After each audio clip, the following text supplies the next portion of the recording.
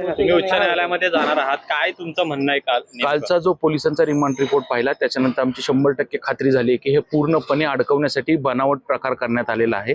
हा एक ट्रॅप होता आणि ट्रॅपमध्ये डॉक्टर प्रांजल खेवलकर यांना अडकवण्यात आलेला आहे. ज्या व्यक्तींनी कोकेन आणलं त्यांना बक्षीस म्हणून त्यांना न्यायालयीन कोठडी देण्यात आली आणि आज ज्या पद्धतीतून ज्यांचा काही संबंध नाही, ज्यांनी काही घेतलं नव्हतं असलं अंमली पदार्थ किंवा ज्यांनी अशा प्रकारे कुठलेही प्रकार केले नव्हते त्यांच्याकडं कोकेन कुठून आणलं ह्याचा तपास केला जातोय.